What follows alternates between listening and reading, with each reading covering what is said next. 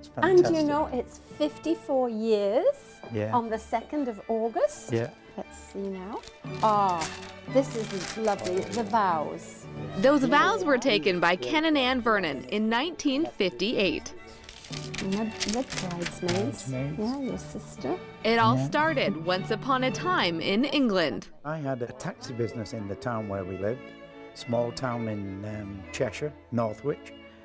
And I was driving up the street in one of my taxis, and I saw this beautiful vision come out of a department store that was on the main street. And I looked, and I sort of did a double take, and I looked again, and I thought, I'm going to marry that girl. Yeah, we The did. following week, Ken offered Ann a ride home after work and asked her, How about we go to the pictures?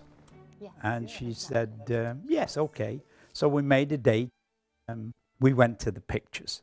Grams. though Ken knew this was the woman for him, Ann wasn't yet convinced. Her surprising turnabout came when Ken had a little chat with her father. In those days, parents were very, very strict. So I had strict instructions that I was going to bring Anne home at 11 o'clock.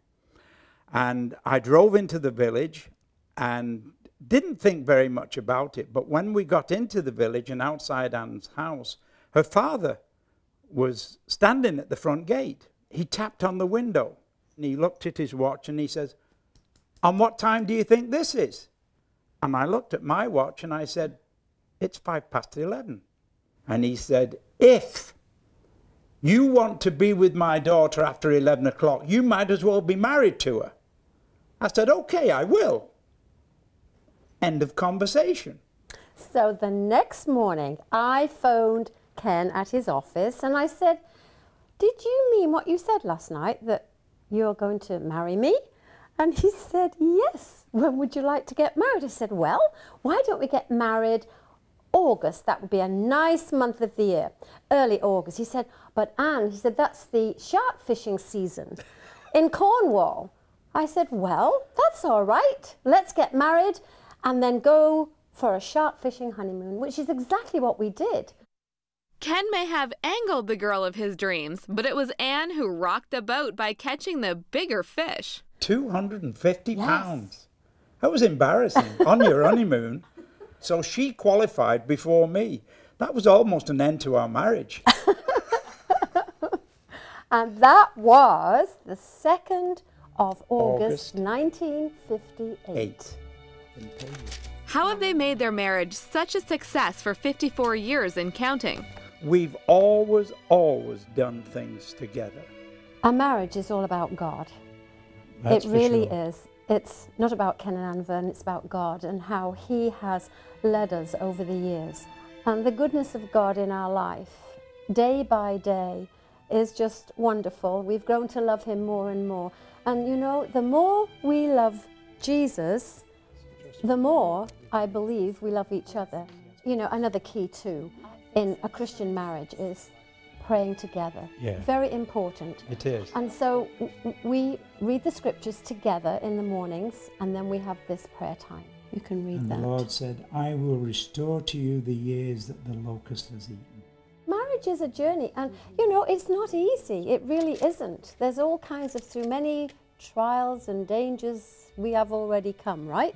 Yes, many things. Health issues, raising children issues, our own issues. Of course, there's always those things. They have learned from their challenges and turned their relationship into a full-time mission, together. We had literally prayed for about 3 years that the Lord would give us a ministry together, that we could be an integral part of ministry. It wasn't going to be Ken Vernon, it was always going to be Ken and Ann Vernon. And so we were hired by Focus on the Family to put a face to Focus on the Family in Ontario. First and foremost, your marriage is your ministry. Because ministry starts in the homes of God's people. And if you look at the Old Testament especially, it's so important that your faith is passed on from generation to generation. And this is basically what we try to do now with Focus on the Family, because we are working now with seniors groups in Christian schools, grandparents, And we're encouraging them to make a difference in the lives of their grandchildren. And we love it. You shall love the Lord your God with all your heart, with all your soul, and with all your strength. I love that. We are salt and we are light wherever we go. And we are living today in a very broken world with broken people, broken lives. And Jesus is the answer. There is no other way. There is no other answer but him. No. Yeah, That word, that's brokenness. And Yeah. brokenness is the way to blessing. excellent. Amen. Without the Lord, I don't know how marriages would survive. I just don't know how they do. Card companies make millions every year selling messages of romance and devotion to loved ones. Anne makes her own anniversary cards and gives it to their one true love. Well, I decided that about 15 years or so ago that each wedding anniversary would be very special if I wrote a card to the Lord from both of us to do with our marriage. And so for about that length of time I've been doing these cards special for Ken and for I, but it's really to the Lord, thanking him for the way in which he has led us over the years and kept our marriage together. So With the cards that she produces, I know we'll get a special one at Valentine's. But every day is Valentine's Day to us, isn't it? yeah, I knew you Really? were going to say that. Oh, yes. you did? Oh, okay, so I didn't say it then. And I have to tell you, I mean, marriage and life has gotten better over these latter years. You know, the answer to that prayer, may the latter be greater than the former. And it really has.